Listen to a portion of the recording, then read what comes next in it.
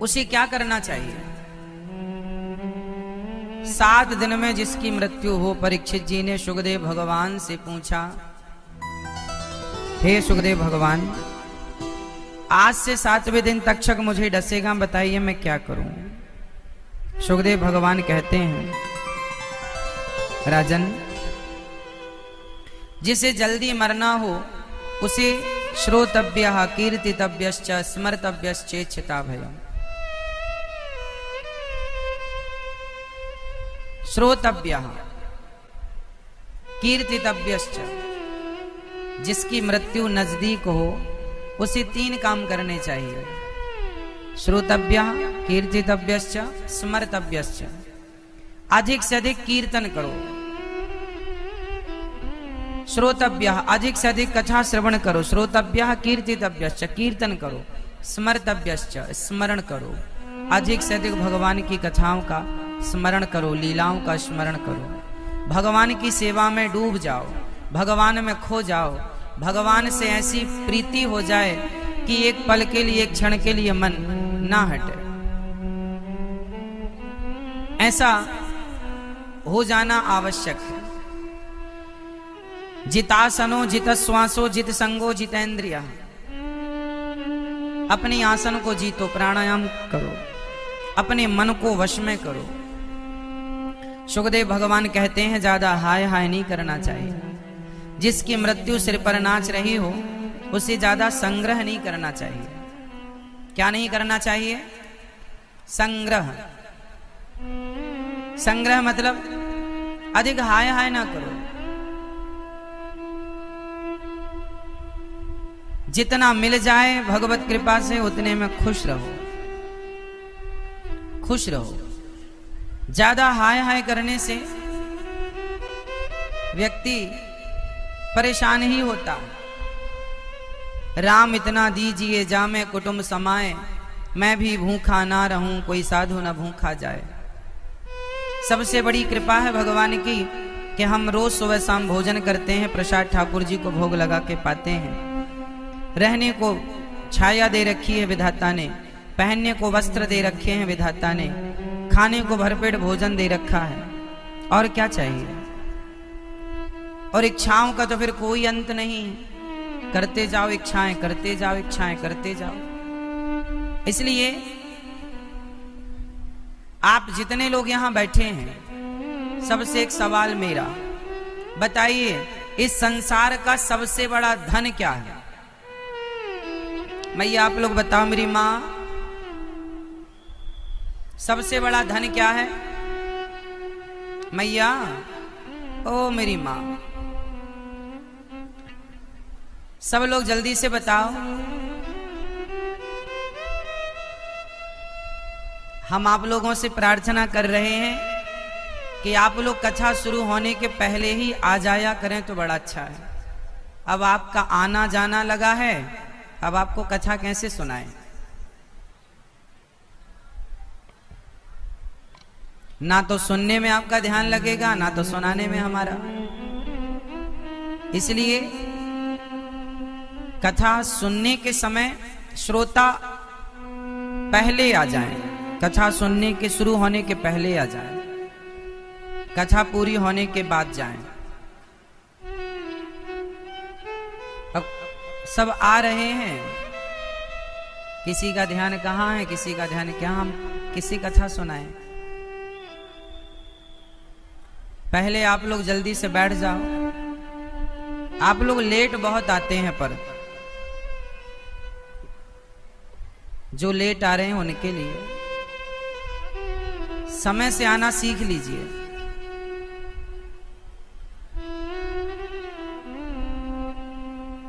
और समय से आ जाएंगे तो समय बर्बाद नहीं होगा।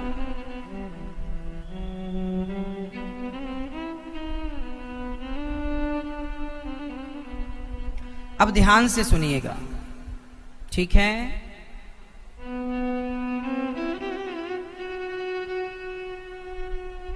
चलो बताओ, सबसे बड़ा धन क्या है इस संसार में? सबसे बड़ा धन क्या है? जोर से, क्या है? क्या है? संसार का सबसे बड़ा धन क्या है? संतोष। इसलिए जीवन में क्या होना चाहिए? संतोष। भगवान ने जितना दिया है उसे बहुत मानना चाहिए। हम लोगों ने जितना ईश्वर ने दिया हम उसे कम मानते हैं, ये कम है, और चाहिए। क्या करोगे? जब आवे संतोष धन, सब धन धूरी समान, गौधन गजधन बाज धन और रतन धन खान। सबसे बड़ा धन है संतोष। जितना मिल जाए खुश रहिए। सुखदेव भगवान कहते हैं, परीक्षित जी संतोष रखिए, जीवन में हाय हाय ना कीजिए। चीराणि किम पथि न संति दिशन्ति भिक्षाम, नैवांघ्रिपाः परिभ्रतः सरितोपशोष्यन्, रुद्धा गुहा किमजितो वपिनोत्, रुद्धा गुहा किमजितो वतिनोपसन्नान्, कस्मात् भजन्ति कवयो धन दुर्मदान्धान्। सत्यां क्षितौ किम कसिपोः प्रयासैर्, बाहौ स्वसिद्धेह्युपबर्हणै किम। जब जमीन पर लेट जाने से काम चल जाए तो अच्छा ये बताओ, 84 लाख योनियों में चींटी से लेकर हाथी तक है, सबसे ज्यादा कमाई कौन करता है? सबसे ज्यादा हाय हाय कौन करता है? इंसान, मनुष्य। चिड़िया कभी कल के लिए दाना इकट्ठा नहीं करती, करती है? शेर कभी कल के लिए शिकार नहीं करता। उसे पता है कि जिसने कल दिया है, जो कल का सूर्योदय करेगा, जो कल हमें जीवित रखेगा, वो कल की व्यवस्था वो खुद करेगा, जो कल के लिए हमें रखा। हम क्यों परेशान हो कल के लिए? आप में से जितने लोग यहां बैठे हैं, इनमें अधिकतर लोग ऐसे हैं जो कल की चिंता करते हैं। कल क्या होगा, कल कैसे होगा? कल कभी नहीं आता। कल होगा नहीं होगा कल पर छोड़ दो, आप आज खुश रहो। हम कल की सोच सोच के दुखी हैं। अरे जिन घड़ियों में हंस सकते हैं उन घड़ियों में रोएं क्यों? जो व्यक्ति कल पर जीता है वो सदा दुखी, और जो वर्तमान में जीता है वो सदा सुखी। यदि सुखी होना चाहते हो तो वर्तमान में जीना स्टार्ट कर दो। कल होगा होगा, आज मिला है ना, आज हंस लो, नाच लो, गा लो, आनंद से रह लो, आज खुश रहो। कल की चिंता करके आज काहे बिगाड़ते हो? जो कल होगा वो कल हो जाएगा, उसकी फिक्र आज क्यों? आज तो आप हंस सकते हैं तो हंसो, नाच सकते हैं तो नाचो, गा सकते हैं तो गाओ, मुस्कुरा सकते हैं मुस्कुराओ। कल की चिंता नहीं, कल भगवान पर टाल दो। जिसने कल बनाया है कल की व्यवस्था करेगा। चिड़िया कल के लिए दाना इकट्ठा नहीं करती, कल होगा। जिसने पेट दिया है वो पेट भरने की व्यवस्था भी करेगा। अपने अपने घरन की सब काहू को पीर, अपने अपने घरन की सब काहू को पीर, उसे पीर सब घरन की, धन्य धन्य रघुवीर। भगवान को सबकी चिंता है, हमें और आपको केवल अपनी चिंता है। हमें और आपको केवल अपनी चिंता है। भगवान को सबकी चिंता। इसलिए जब हमारे पालनहार बैठे हैं चिंता करने वाले, जब माँ बाप होते हैं ना तो बच्चे चिंता नहीं करते। तो हम सब तो बच्चे हैं, माँ बाप भगवान है, त्वमेव माता च पिता, तो फिर चिंता किस बात की? इसलिए जीवन में निश्चिंत रहना सीखो। क्या रहना सीखो? निश्चिंत, कोई चिंता नहीं। क्योंकि जो भगवान के भरोसे हैं वो निश्चिंत हैं, और जो स्वयं पर अभिमान लिए बैठे हैं कि मैं ही सब कर लूंगा या मैं ही सब करता हूं, वो निश्चिंत नहीं हो सकते। निश्चिंत वो हो सकता है जो भगवान के आश्रित है। जो भगवान के भरोसे है ना, भगवान के भरोसे रहना सीख लो। सुखदेव भगवान कहते हैं, राजन हमारे यहां बहुत सारे देवी देवता हैं, आपको जो कामना पूरी करनी हो उन देवी देवता के पास जाओ। जिसे लक्ष्मी जी चाहिए वो माया देवी की उपासना करे, तेज चाहिए अग्नि की उपासना करे, जिसे अन्न चाहिए अदिति की, जिसे स्वर्ग चाहिए वो अदिति के पुत्रों की उपासना। मतलब सब अलग अलग है, लेकिन अकामः सर्व कामो वा मोक्ष कामा उदारधि।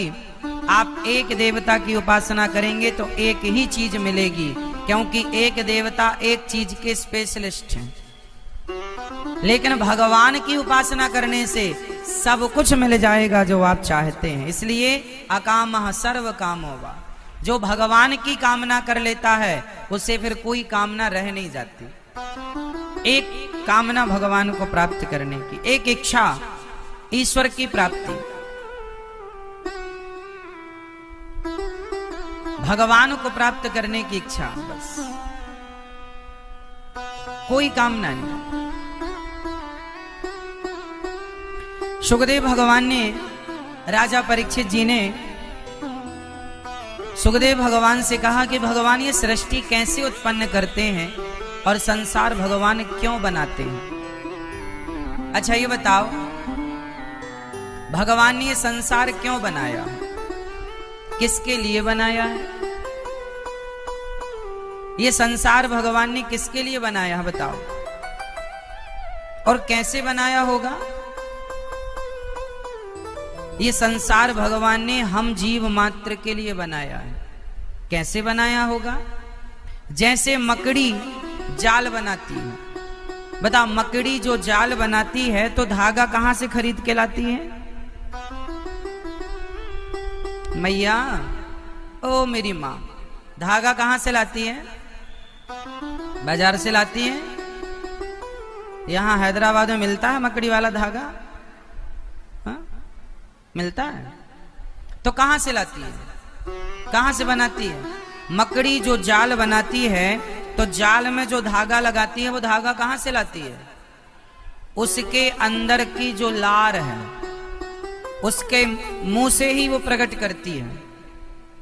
वो अपनी लार से धागा बनाती है, उस जाल में खेलती है और अंत में मकड़ी उस जाल को खुद निगल जाती है। पता है, मकड़ी उसी जाल को खा भी लेती है।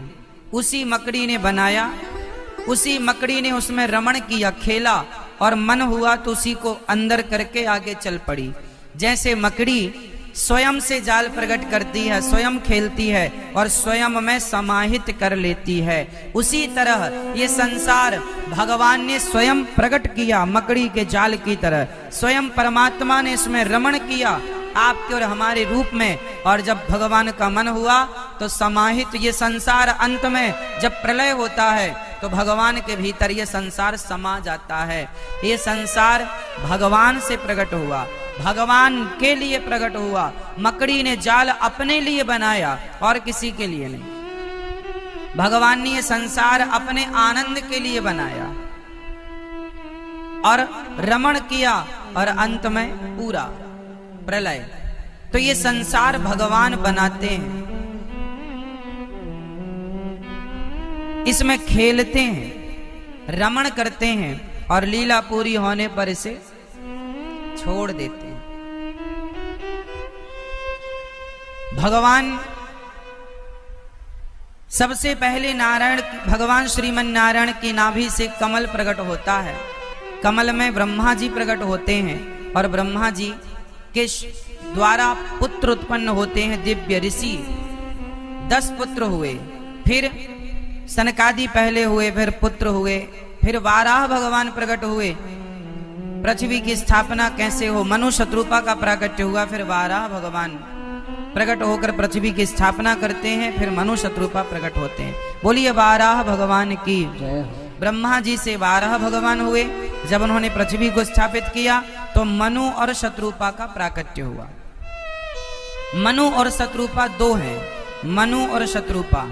इनकी 5 संतानें हुई, आकुति, देवहूति, प्रसूति, 3 बेटियां, प्रियव्रत, उत्तानपाद 2 बेटे। आकुति का विवाह रुचि प्रजापति से हुआ, देवहूति का विवाह कर्दमजी से हुआ और प्रसूति का विवाह दक्ष प्रजापति से हुआ। आकुति के यहाँ यज्ञ भगवान प्रकट हुए। आकुति के यहाँ कौन प्रकट हुए मेरी माँ? यज्ञ भगवान। देवहूति के यहाँ कपिल भगवान प्रकट हुए। देवहूति माँ का विवाह कर्दम जी से हुआ और जब कर्दम जी से हुआ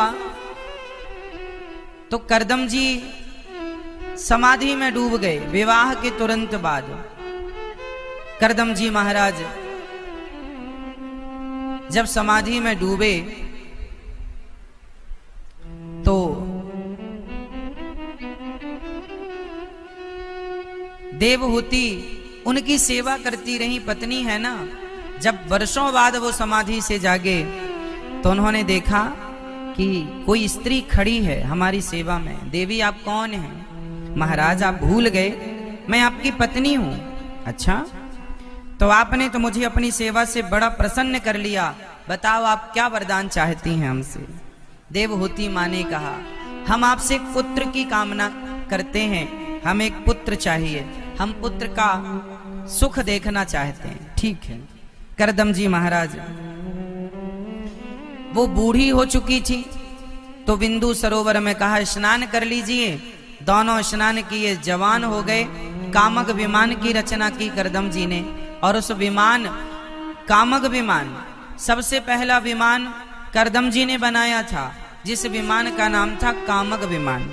और उस विमान में कपिल भगवान, देवहूति और कर्दम जी ने रमण किया।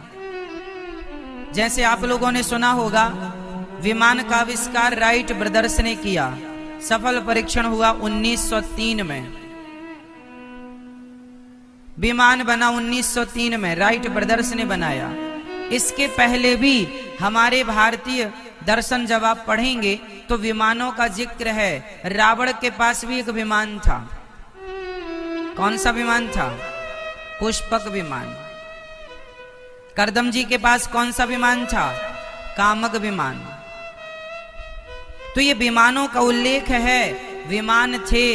हिंदू धर्म के ग्रंथों में ही विमानों का वर्णन मिलता है। मतलब कितना साइंटिफिक है हमारा दर्शन, हमारा धर्म ग्रंथ। साइंस की कसौटी पर खरा उतरता है हमारा सिद्धांत, वैज्ञानिक है पूरा। इसलिए हमारे जो धर्म ग्रंथ हैं बड़े गहरे हैं। श्री कर्दम जी महाराज अपनी पत्नी देवहूति की इच्छा पूरी करते हैं और श्री कर्दम जी महाराज के द्वारा 9 बेटियां हुई। जिन 9 बेटियों का विवाह ब्रह्मा जी के 9 मानस पुत्रों से हुआ।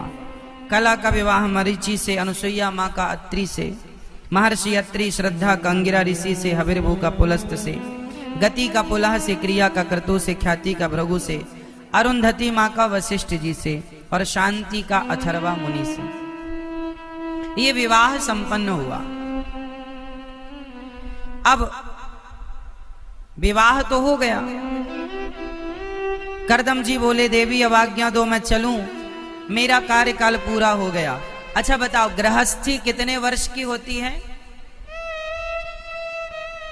मैया बताओ गृहस्थी कितने वर्ष की होती है? नहीं पता? बस जब तक बूढ़े ना हो जाएंगे, जब तक सिर ना हिलने लग जाएगा, तब तक गृहस्थी में रहेंगे, यहीं मरेंगे।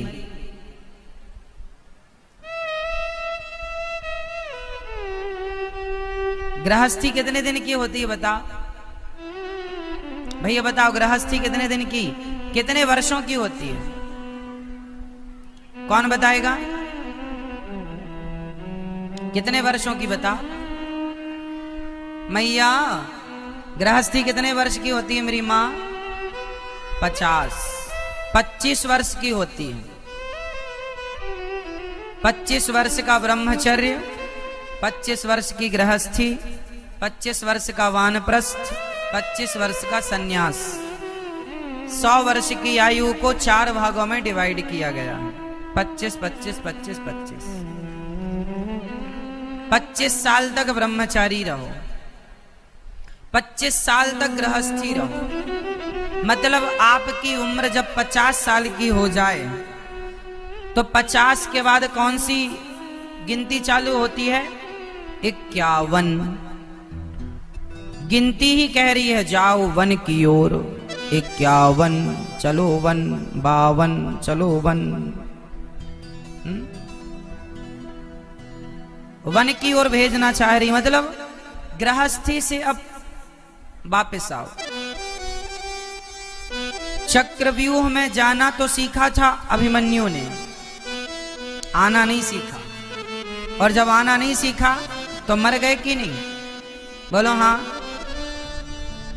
मैया, अभिमन्यु ने चक्रव्यूह में जाना तो सीखा, आना नहीं सीखा, इसलिए मारे गए। ये गृहस्थी ऐसा चक्रव्यूह है जिसमें आप लोगों ने जाना तो सीखा है, आना नहीं सीखा, इसलिए आप लोगों की भी दुर्गति हो जाती है।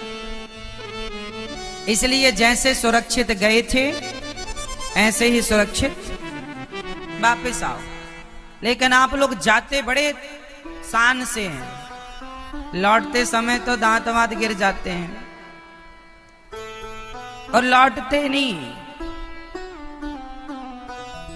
50 साल की जब आपकी उम्र हो जाए, जब आपका बेटा बड़ा हो गया, जब आपके बेटे का विवाह हो जाए, जब आपकी बेटी का विवाह हो जाए, आप में से कितने लोग ऐसे हैं जिनकी बेटी और बेटों का विवाह हो चुका है?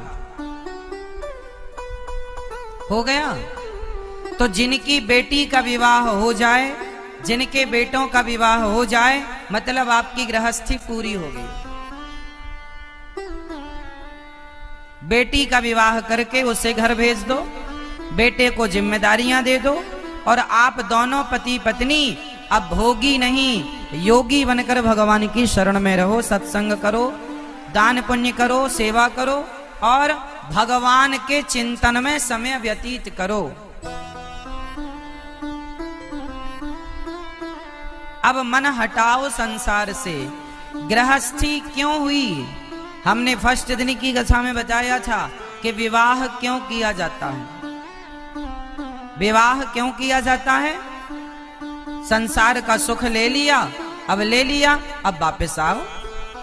माँ क्या कहती है? बेटा खेल लिए ना, चलो बाहर आओ, चलो आओ, चलो पढ़ाई करो, 1 घंटे से खेल रहे हो गई तुम्हारी मस्ती, चलो बाहर आओ। यही है जीवन का सिद्धांत। गृहस्थी में गए थे ना पत्नी के साथ, पति के साथ, हो गई ना गृहस्थी, अब वापस आओ, चलो दूसरे काम भी हैं। बेटा खेलता ही रहेगा तो पढ़ेगा कब? और पढ़ेगा नहीं तो बढ़ेगा नहीं। तो आप भी अब बहुत खेल लिए गृहस्थी से, अब थोड़ा बाहर आओ और मन अब भगवान के चरणों में लगाओ। चलो बाहर आओ, चलो भगवान की ओर चलो। 50 साल तक, 25 साल तक खूब तो आनंद लिया, अब बेटा बड़ा हो गया तुम्हारा, बेटी बड़ी हो गई, अब शादी भी कर दी आपने, अब बच्चे खुश रह रहे हैं, आप आनंद से भगवान की चलो वापस आओ और अपना मन अब कहाँ लगाओ? चलो पढ़ाई करो, आध्यात्म को समझो, शास्त्र को पढ़ो, सत्संग करो और मन भगवान में लगाओ।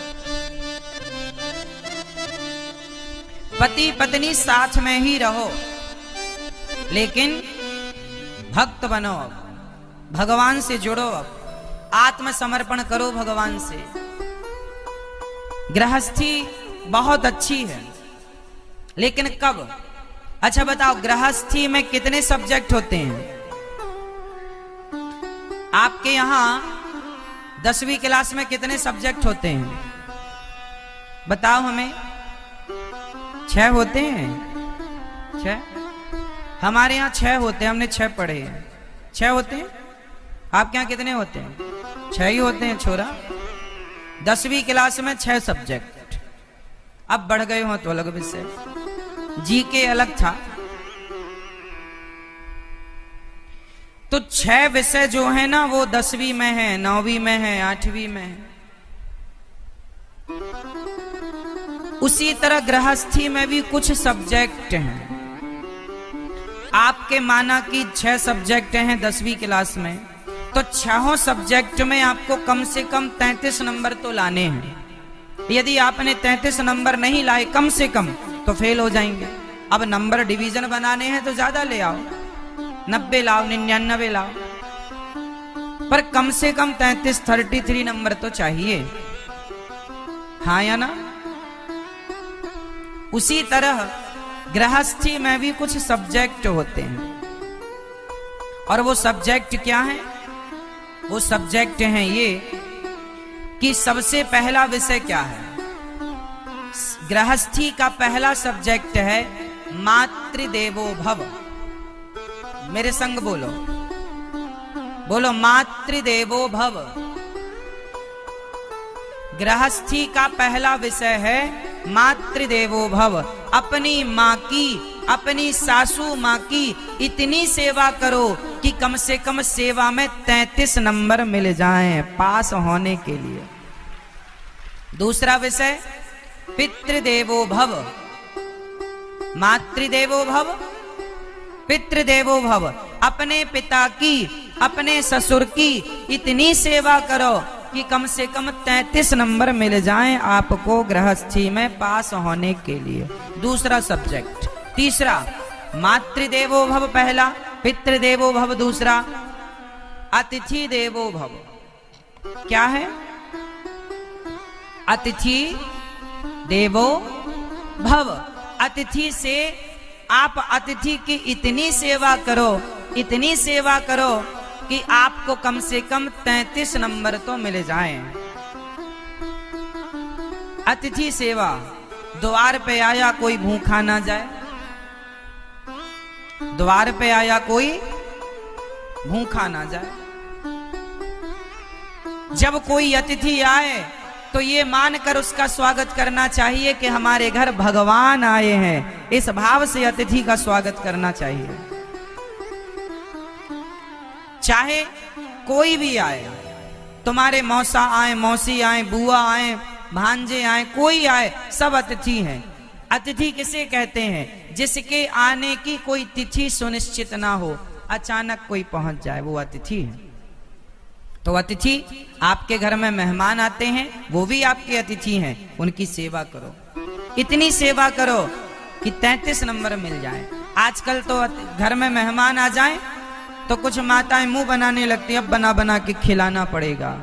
ना मेरी माँ, आपके हाथों की रोटी, आपके हाथों की दाल, आपके हाथों का चावल बना हुआ जब भोग लगता भगवान को और कोई खा रहा हो तो खुश होना चाहिए कि इस रूप में हमारे भोजन को ठाकुर जी ही भोग लगाने आए हैं। इस रूप में, ना जाने किस रूप में नारायण मिल जाए, बना करके खिलाने में प्रसन्नता रखनी चाहिए। और मुझे तो बड़ी खुशी होती है जब हम किसी को भोजन कराते हैं। हम तो बचपन में खूब बना बना के खिलाते थे। हम आज भी 500 और 1000 लोगों का भोजन बना सकते हैं। 1000 लोगों का भोजन हम बना सकते हैं। 100 लोगों का भोजन तो 1 से 1.5 घंटे में बना लेते थे। 100 लोगों का, 100 सवा 100 लोगों का 1.5 घंटे, 1 से 1.5 घंटे में बना लेते हैं। सहयोगी चाहिए थोड़े से, बाकी सब। तो भोजन, हम भोजन जब भी, हम बचपन में खूब भोजन बनाते थे। हम गुरुकुल में पढ़ते थे ना, तो वहां पर ड्यूटी लगती थी, एक दिन आपको भोजन बनाना है, तो हम भोजन बनाया करते थे। तो हम जब भोजन बनाया करते थे तो बड़ी प्रसन्नता से बनाते थे कि चलो यह हमारा सौभाग्य है कि आज हमारे हाथों की रोटी भगवान जी को भोग लगेंगी, आज हमारे हाथों की बनी दाल ठाकुर जी खाएंगे, आज हमारे हाथों के बने चावल का भोग ठाकुर जी को। ये सौभाग्य। लेकिन कुछ लोग रोते हैं, अरे हमको बनाना पड़ रहा है। स्त्री हो, भोजन नहीं बनाओगी तो अन्नपूर्णा कैसे कहलाओगी?